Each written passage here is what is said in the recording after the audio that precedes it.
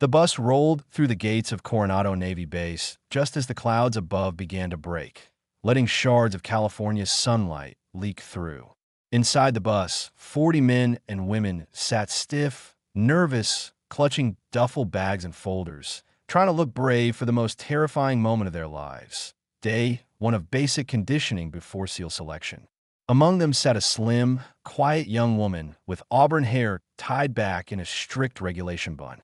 She was staring out the window as if she'd already seen this place before.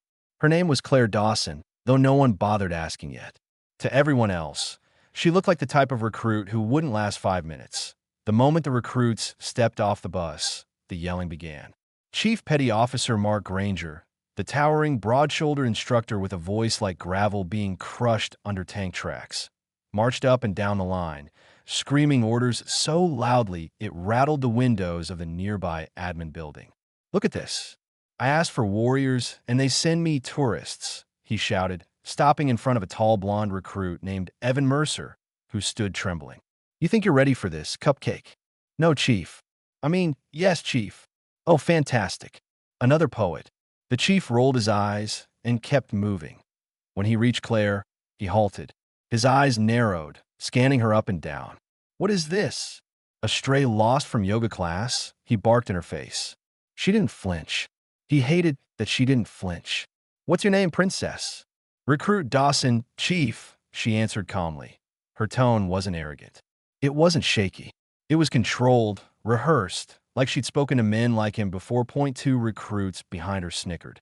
"She won't last an hour," whispered Ryan Blake, nudging his buddy Tom Harris. The chief heard it.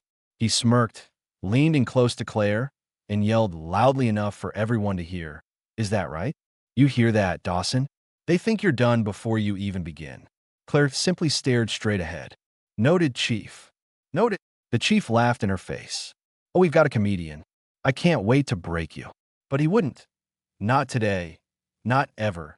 And he had no idea why.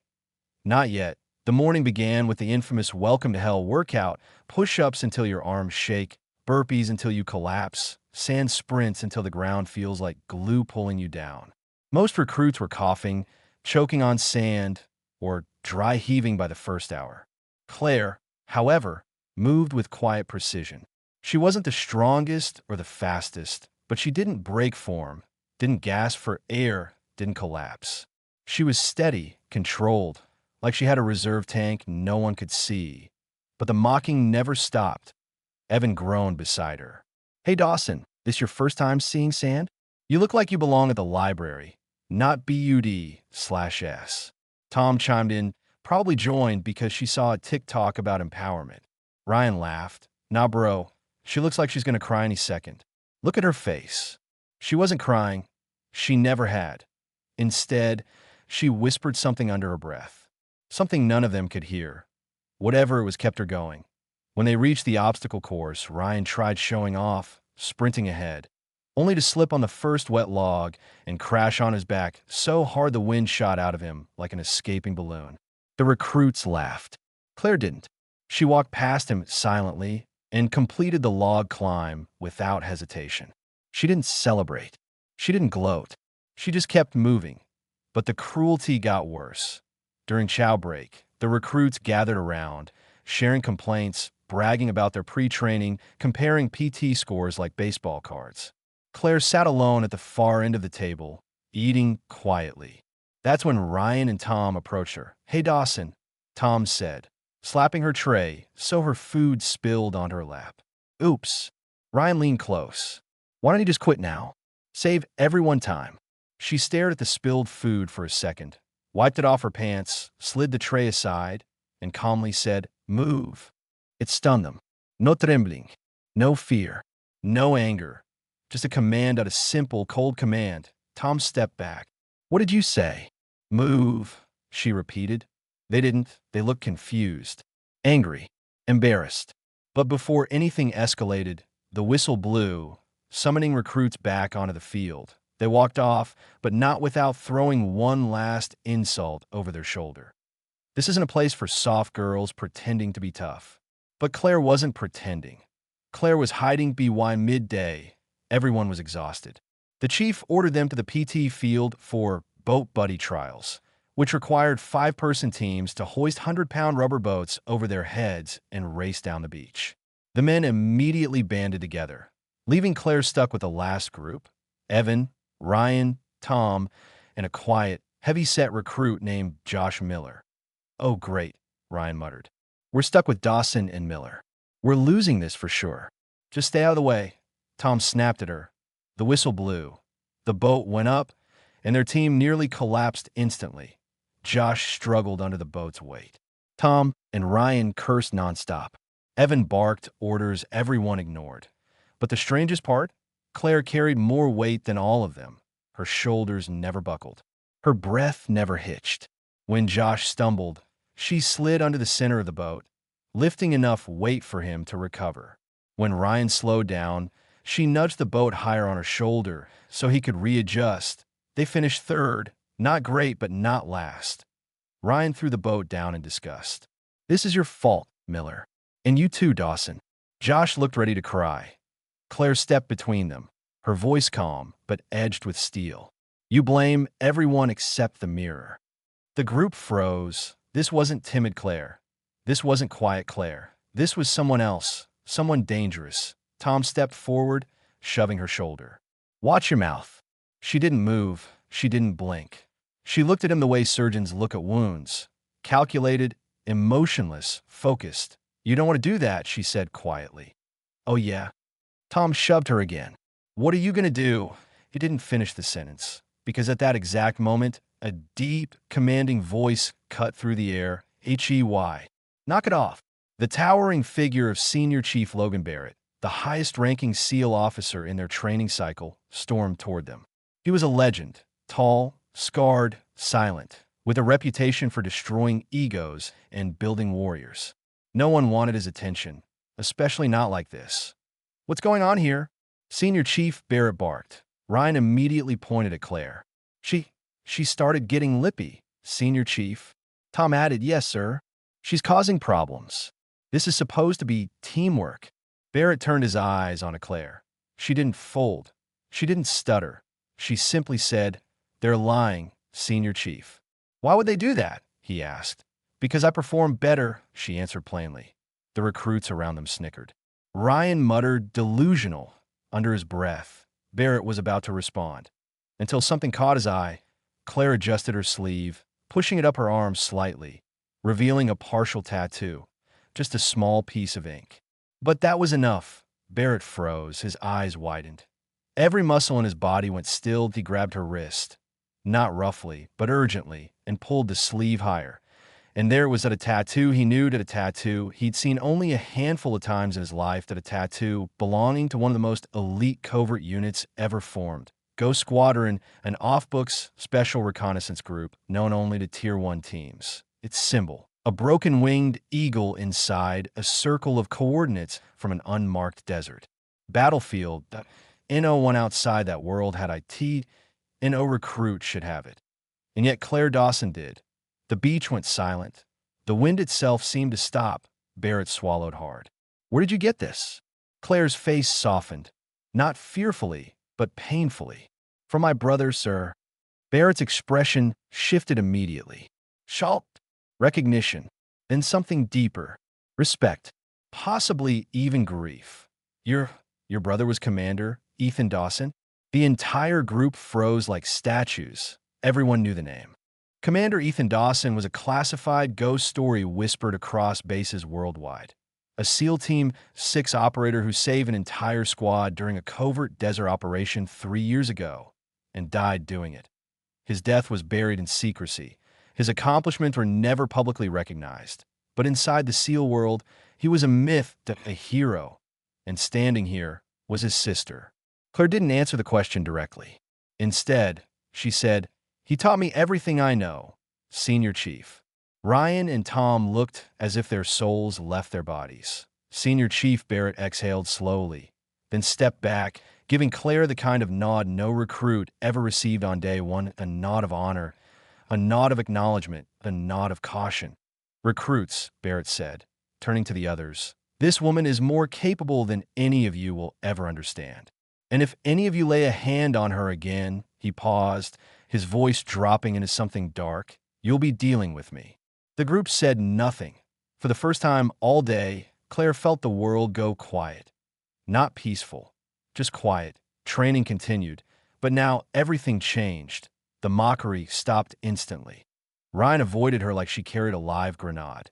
Tom apologized so violently and repeatedly that he became annoying. Evan couldn't even make eye contact without turning red, but Claire didn't care about their reactions. She cared about surviving the program. During the swim drills, she swam with long, efficient strokes. Not fast, but flawless. During the night crawl under barbed wire, she moved so smoothly the instructors double-checked if she'd ever done it before. During team drills, she took the worst tasks, carrying extra weight, taking the rear during night marches, keeping pace with the strongest. But the question grew louder inside everyone. Who was she really?